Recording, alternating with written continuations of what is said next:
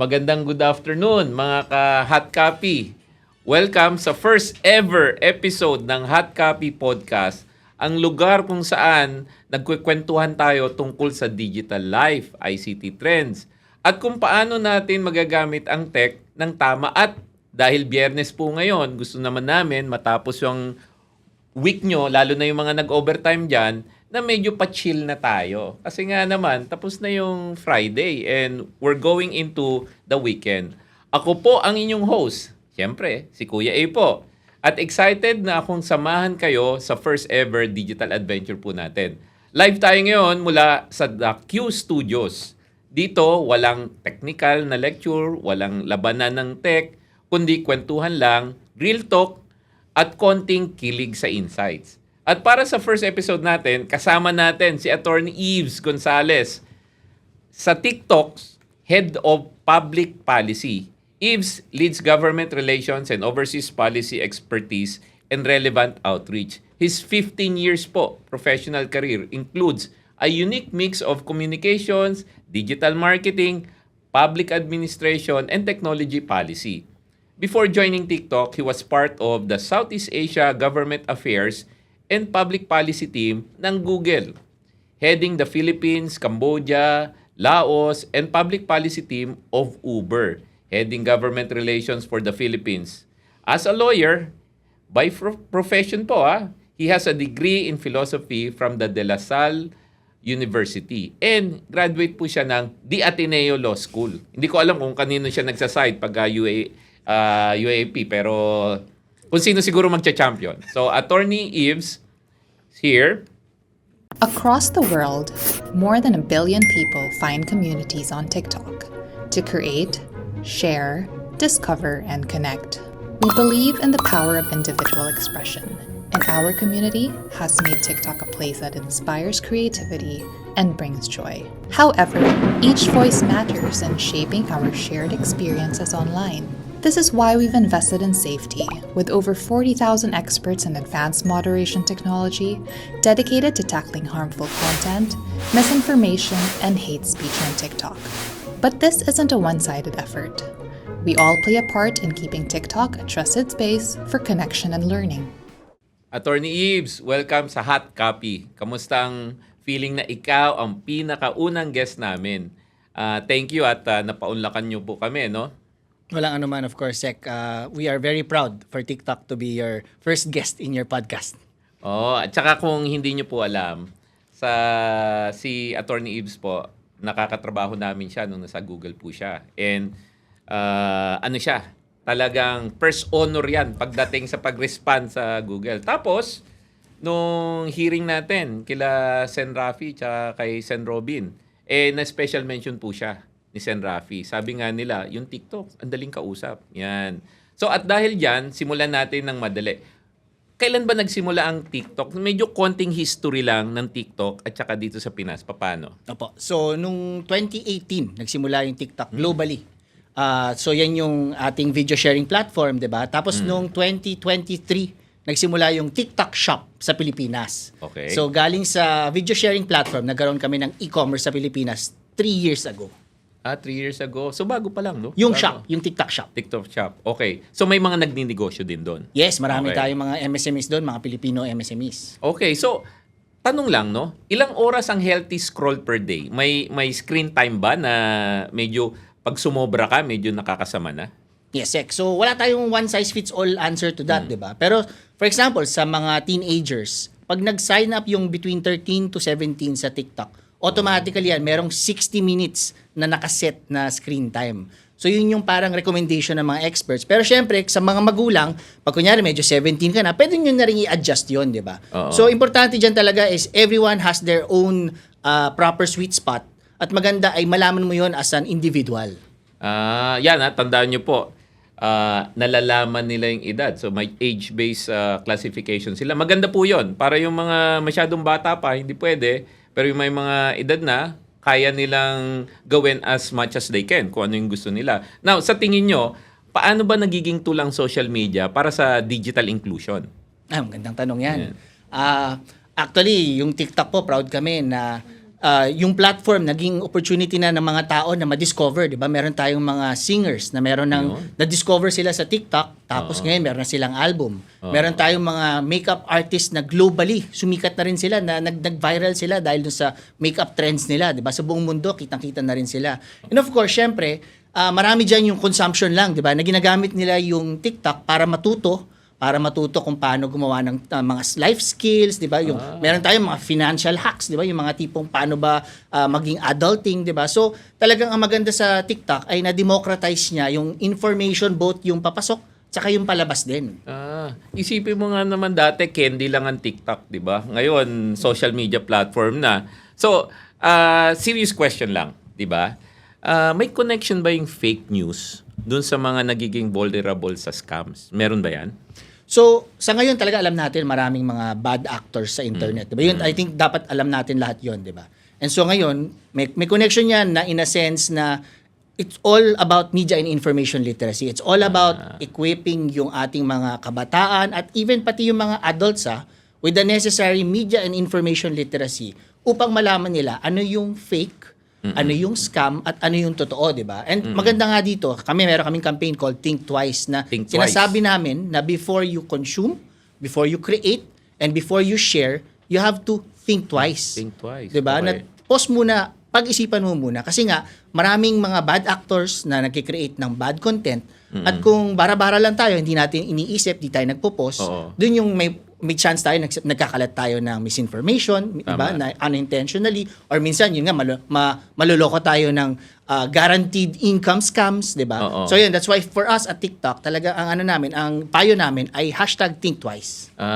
So Attorney Yves, dati, di ba, nagkakape na tayo dati noon. So nagkakwentuhan na po kami dati. Your wife is in the technology startup Yes, sir. stage din, di ba? And how about family? Do you have kids ba? I have 3 kids, Sek. I have an 11, ilang taon? a 9, and a 4. Nako, sakto. Kung ano ipapayo nyo sa 13-year-old? Kung halimbawa may social media siya, ano yung 3 house rules na usually in-implement mo sa bahay na effective? Yes. So, unang-una dyan, of course, yung family pairing, di ba? So, we're talking about TikTok. Meron kaming family pairing. Na kapag 13 na yung anak ko, pwede ko na siyang create na account. Tapos, yung account niya, i-connect dun sa account ko para ako yung family na ka-pair niya. Pwede ko i-moderate yung ano yung nakikita niyang content, gaano karami yung screen time na pwede niyang gamitin, ano yung mga bawal, ano yung hindi, di ba? So, importante dyan na meron kang technology tools, di ba? Yun yung number 1, na isi-set up muna natin yon.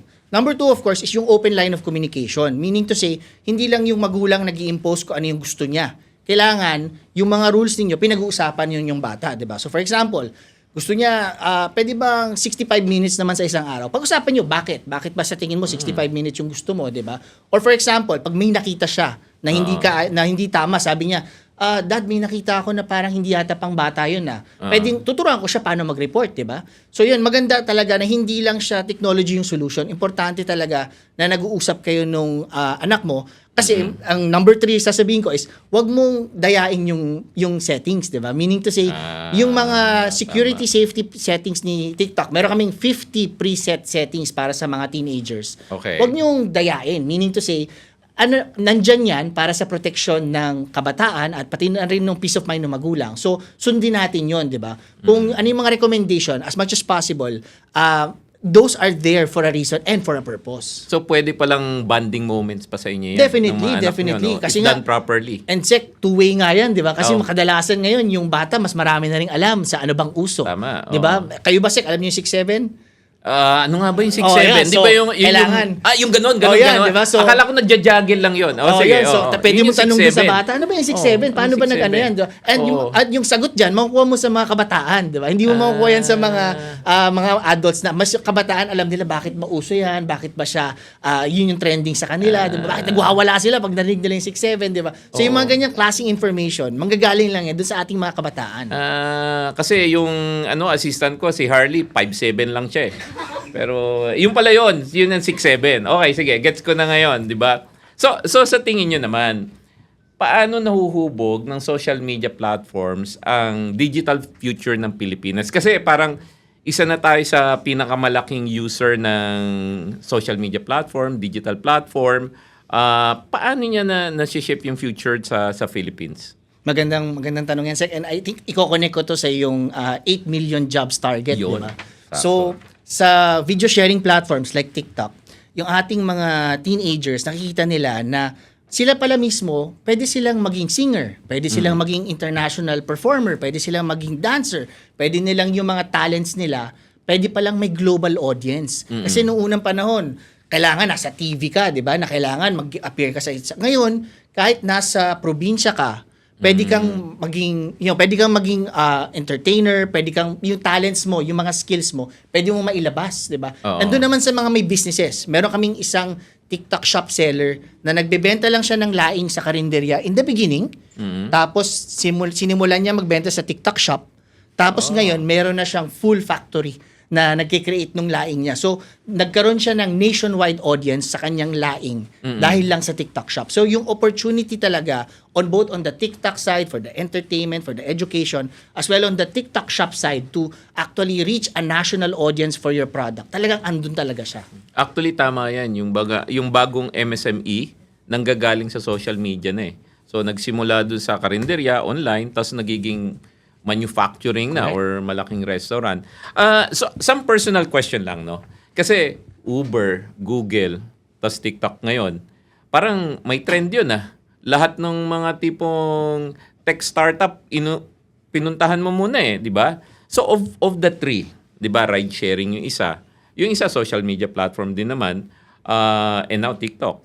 Ano yung mga memorable moments mo doon sa mga tatlo yun? At saka bakit doon papunta yung career mo, hindi sa Supreme Court? Bakit from a lawyer, puro tech companies ang pinuntahan mo? Okay, magkwento lang ako. Sige, go. Nung law school ako, 2007, lumabas yung iPhone. Lumabas yung okay. iPhone 2007. Ano ako noon, second year law student or magta-third year, di ba? Oo. Nung lumabas yung iPhone sa Pilipinas, sinimulan kong wala pang Globe, wala pang smart na iPhone, AT&T pa lang 'yon, 'di ba? Tapos sinimulan kong mag-unlock ganyan. So nung na-realize ko na marami pa lang, kumbaga may business pala sa technology. Doon ko unang na-realize na gusto kong mag-technology. Okay. So sabi ko, okay, tatapusin ko itong pag-aabogado ko. Tinapos ko yung pag-aabogado ko, pero yung puso ko talaga nasa technology. Kaya yung okay. unang-unang trabaho ko, 2010, MMDA ako noon, Sec. So, Oo. ang unang-una kong ginawa sa MMDA, kung maalala nyo, unang-una kong ginawa nun ay yung MMDA Twitter team. Oo, So, ako tama. nag-set up ng Twitter team ng MMDA para yung real-time na nakakasagot. Magtatanong ka, traffic Oo. pa sa EDSA, Oo. sasagot, di ba? Oo. After 1 year, na-realize ko, hindi efficient yung ganun na sagutan. Gawa tayo ng mobile app. So, dinevelop namin yung MMDA TV5 Metro Manila Traffic Navigator in partnership with TV5. Okay. This is the first digital traffic information of the Philippines nung time na yun, 2011. Wow. Tapos, nung time na yun, nag-write ako ng code ng iOS app. So, So, ako you mismo, can code? nung You time na yun, program? I Wow. haven't done in a Okay. long time. Pero nung 2011, I had a small startup.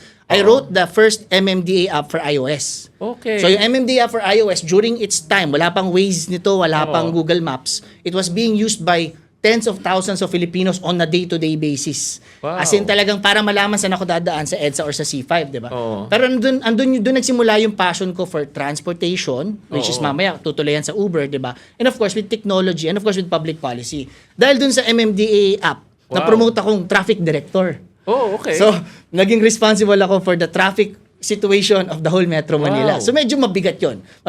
So, nung time na after mga around 3 years, sabi ko, teka lang, so magpapahinga na muna ako. So, nag-detour ako sa Macan. Yes. Nag 3 years ako sa Oo, Macan. sa Nag-head Macan. ako ng social media rin doon. Oo. Basically, I headed the team from 15 to 35 nung umalis ako, di ba?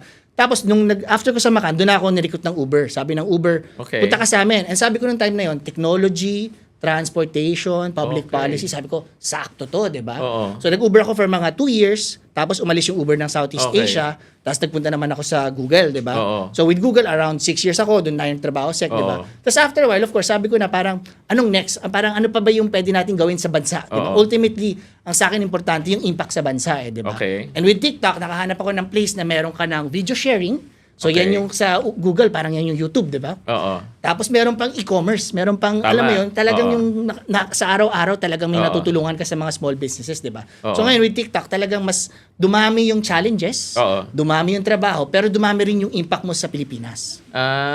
So, yung mga hindi nakakaalala kung ano yung Twitter, yung Ibon, ngayon ex siya. 'Di ba? Siya yung ex. Oh, hindi alam ni Harley 'yon. Yung yon Twitter used to be X used to be Twitter, 'di ba? Tapos yung hindi nakakaalala, may Uber dati dito. Ngayon naging Grab na. Naging Uber and out na sila dahil wala umalis sila dito So, yun yung mga may OG na OG ka pala. Yes, OG na OG ka. So fast talk tayo. Yan, ito yung para total short format. Tama ba ang short format si TikTok compared to YouTube, yun yung mga mahahaba, di ba? Tapos ito pala, bago tayo do sa fast talk, may mga nagtatanong si Harley kasi sinasabi niya, Sek, TikTok yan. Hindi, TikTok. Ano ba talaga yung tama na Sabi ko yung TikTok, yung yung mint yan So ano yung tamang pronunciation? I think sa Pilipinas, TikTok. TikTok. Across Pero again, yan. depende sa kultura, minsan yung pronunciation nila naging TikTok. TikTok. Right? Ayun. So, pag may accent ka, Kung butiki ka, tok-tok. Yan, di ba? Tuko yun, di ba? Anyway, so TikTok. So Harley, yun yung tamang pronunciation. TikTok. Okay. Fast talk tayo. Ito, sasabihin mo lang naman what the first thing that comes to mind, di ba? Coffee o tea? Coffee. Ayan. Morning o night person? Morning. Ano ang favorite TikTok trend mo? Buy local. Maayos siya. Matutuwa sa'yo si Sec Chris. Hi, Sec Chris.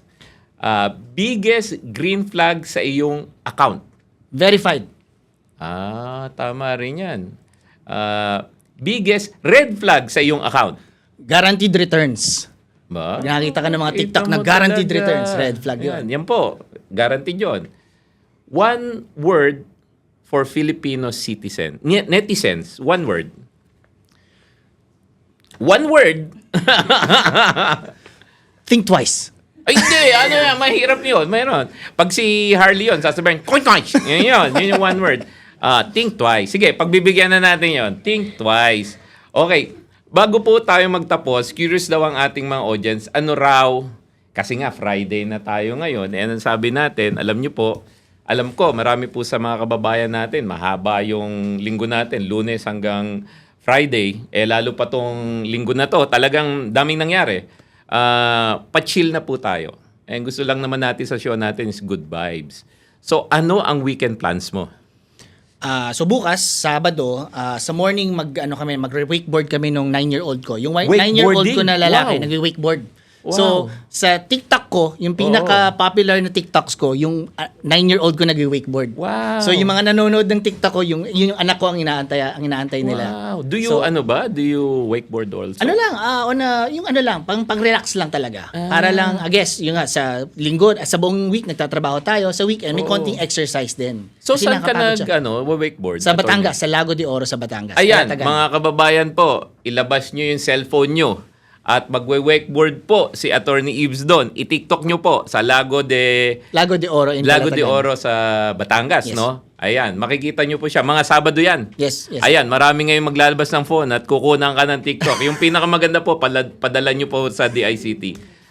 Yan, thank you, Attorney Eves. Meron ka bang last few words para sa mga kababayan natin na gumagamit ng TikTok at especially yung mga naghahanap ng bagong career sa digital space. Lalo ka na, sa kang abogado, nagko-code, dinaanan mo na lahat ng mga tech platforms. Ano yung tip mo? Okay. So, dun sa mga naghahanap ng ano yung career nila. Oo. Ngayon, marami ng tools that enable us to pursue our passions, di ba? Oo. So, talagang, yung importante lang dyan ay gamitin natin. Gamitin natin yung mga tools in a responsible way, di ba? Oo. So, I think in the future, magkakaroon ka ng AI episodes. So, Ay, sa nako. AI, ang dami ng tools, di ba? So, available na yan, pero yun nga, importante na gamitin natin siya in a responsible way. Dahil yun ang pwede nating maging superpower sa pag-grow ng ating career, di ba? And of course, dun sa lahat, sa pag-consume naman, yun nga, before you share, before you create, and Oo. when you consume content, always think twice talaga. Dahil yun nga, maraming bad actors out there, wag tayong magpapaloko sa bad actors. Wow. So maraming salamat. And again, Attorney Eves, Thank you for being our first guest. Ito yan. So, i-TikTok nyo po to, tapos padala nyo. Pero hindi pa po tayo magtatapos dahil magko-commercial break lang po kami. At pagbalik natin, meron pa po tayong isang guest. So, tutok lang po and watch the commercial.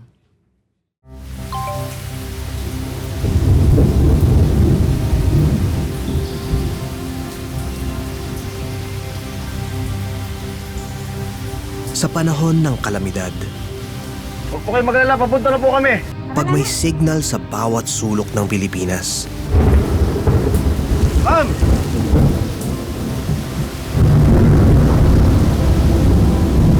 bukas ang linya ng impormasyon at komunikasyon.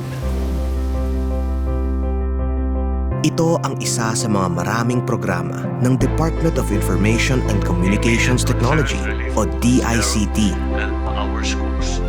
Katuwang ang sektor ng telekomunikasyon. Ligtas ka pag konektado ka. Ate, huwag na kayong mag-alala dyan sa Dubai. Okay na kami. Isang digital bayanihan para sa bagong Pilipinas. DICT, Protecting the Digital Pinoy.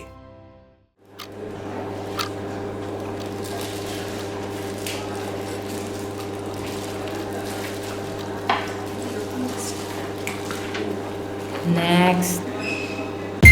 Pagod at sawa ng pumila, ang dami-dami pang mga requirements. Di na alam ano pang dokumento ang kailangan kong dalhin.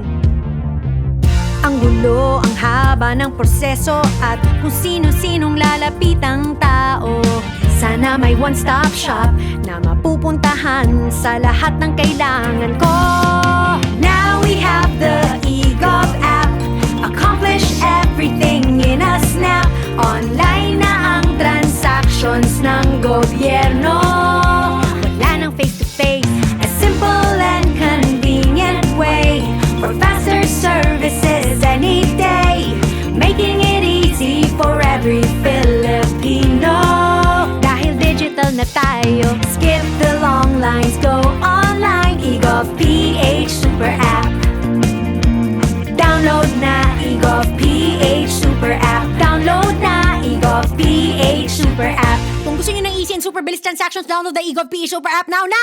Di na kailangan lumabas at pumila, no stress and no hassle pa. Ang dali lang talaga gamitin, ang galing-galing. Available online yan through the App Store o Google Play Store. Akalain nyo yun? Tara, download it na! Yes!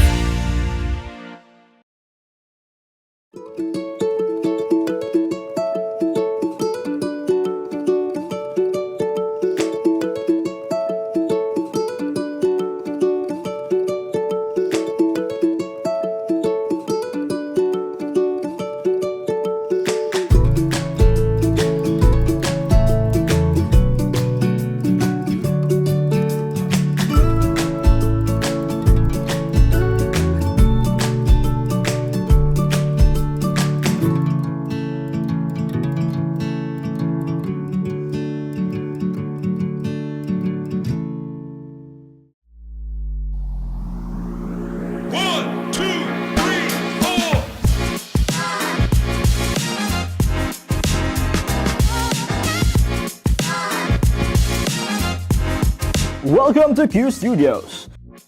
Q Studios operates as a fully equipped photo and video studio that offers a professional space for podcast recordings, video shoots, and other creative events. Clients can book sessions in advance, and the studio provides technical support, lighting, sound, and camera setup to ensure high-quality production. Q Studios offers a versatile and customizable space with top-notch equipment for podcasting, photography, and video production. They provide technical assistance and post-production services, making it a one-stop studio for content creators and brands. 3, 2, 1. Q Studios stands out for its creative flexibility, modern facilities, and convenient Makati City location. It caters to both independent creators and professional teams, combining a cozy, collaborative environment with professional-grade results.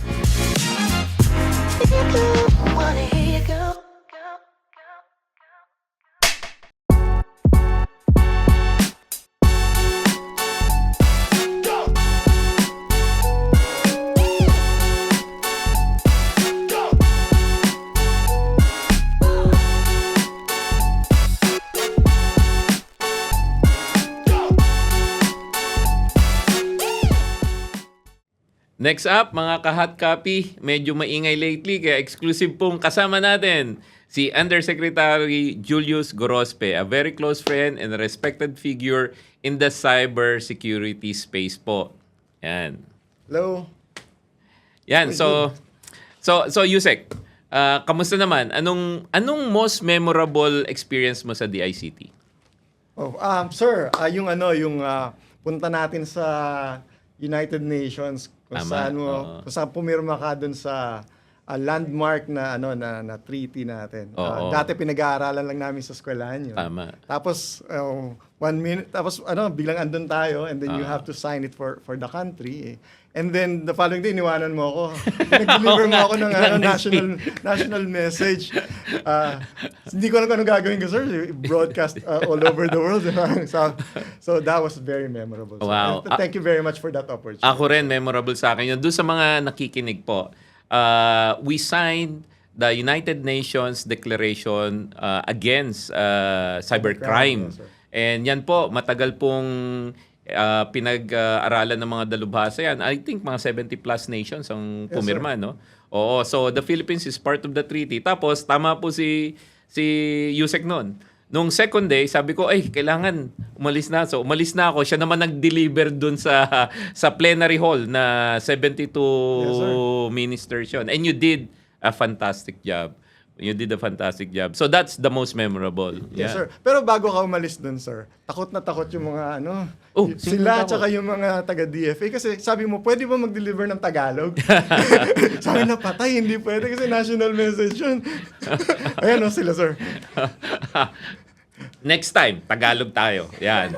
So aside from that, nabanggit mo naman sa school, di ba? Doon po sa mga hindi nakakaalam, maliban sa cyber professional si Yusek, meron din siyang military background or military training, di ba? National Defense College. At the same time po, pareho kami, University of Pennsylvania, nag-Wharton po siya. And right now, ewan ko, puro pag-aaral lang ginagawa ni Yusek eh. Ngayon naman, Stanford naman, di ba? Yes, So, yan. So, ganyan po.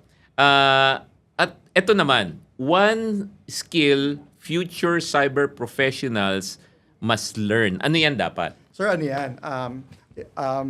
Especially with this job, nakita ko kung ano talaga yung kulang, which is security, operational security, at saka yung security mindset. Kasi ang dami nating marunong sa IT, pero pag in-apply mo siya sa cyber, hindi ganun may kulang. May kulang. O kasi sa IT, connect tayo ng connect, bigay ng bigay, pero dapat sa cybersecurity medyo poprotektahan mo yung yung information. So parang magkabilang sila dulo. So Oo. yun sir yung kulang ngayon, and we observed that dun sa curriculum natin, wala tayong ganun. Tapos we employ them readily sa industry, sa government, pero wala silang ganun training. So kasama ba yan doon sa MNSA background mo? Yes, You sir. learned that? The Yes, holistic, hindi lang cybersecurity, cyber defense din, di ba? Cyber defense, at saka yung importante dun sir, national security.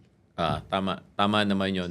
So, one emerging risk na keeps you awake at night. Alam ko marami yan eh. Pero ano yung emerging Yes, sir. na paparating na medyo pagka to nangyari, medyo talagang di ka na makatulog.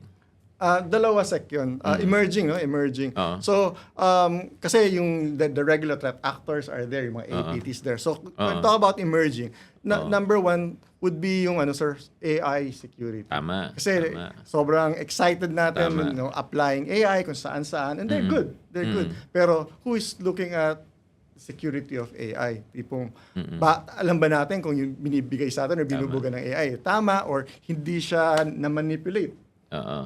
Then second would be yung sir, medyo mabigat, yung FIMI or Foreign Information Manipulation and Interference.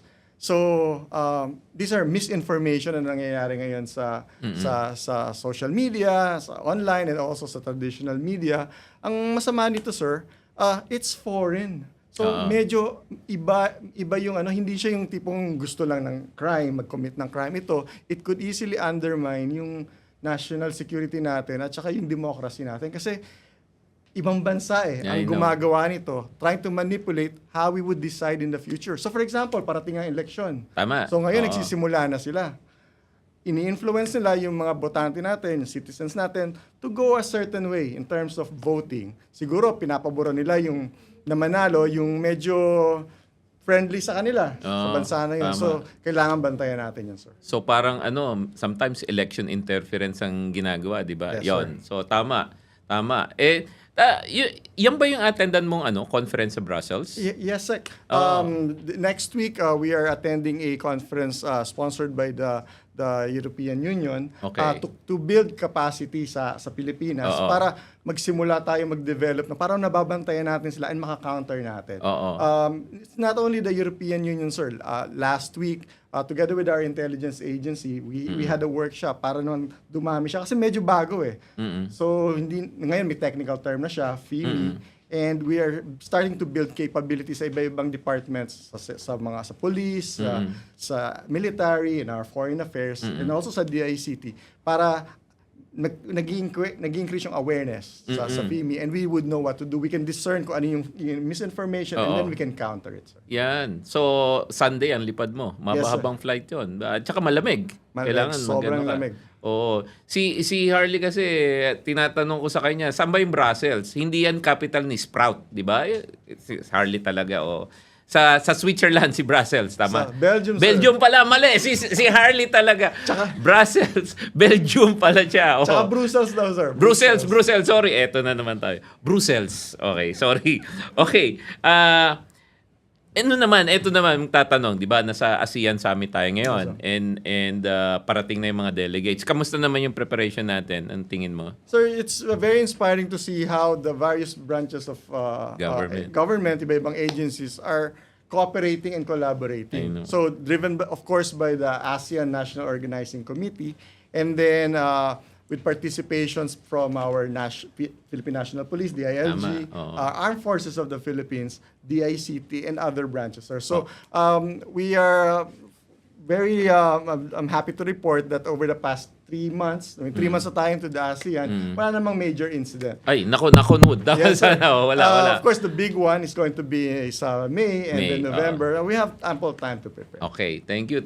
At saka congratulations nung nangyari yung sa Cebu na event sa Bohol at saka sa Boracay. Ayun, they went through very, very well. Maayos yung pagkaka-organize nun.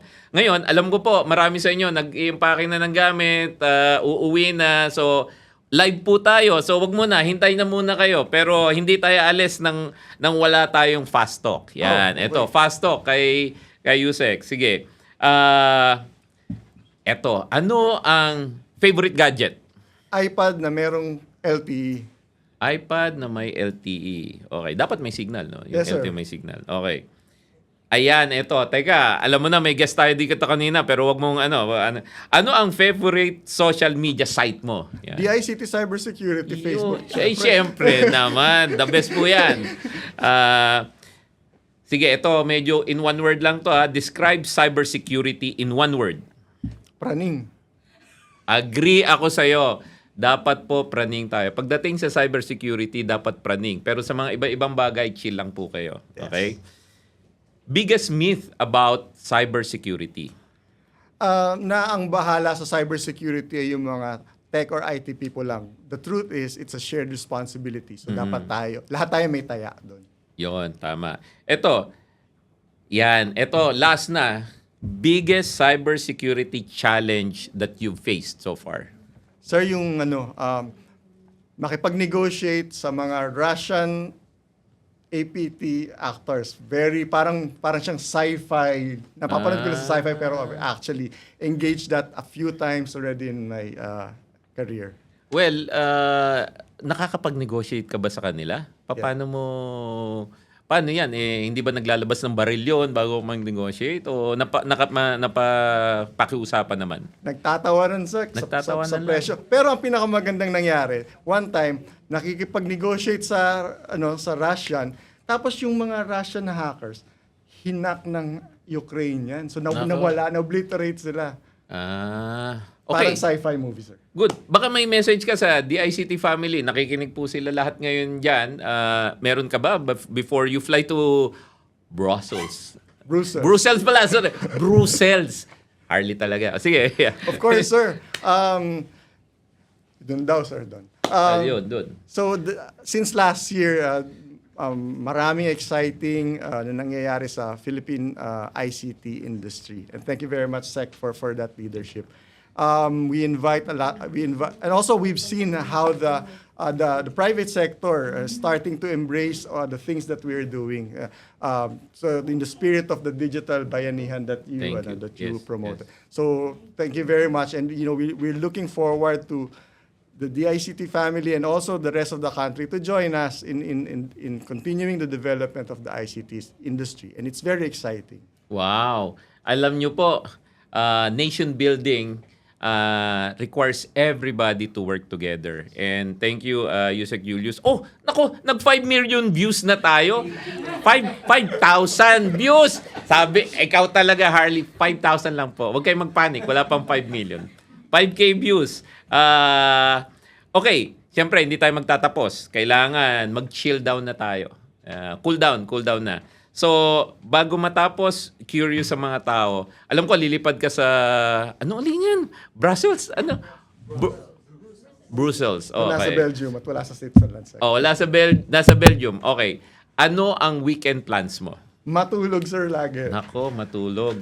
Wala kang pupuntahan bang iba? Wala, kasi sir, lagi ka nagme-message pag gabi. Nabisto tuloy. Okay.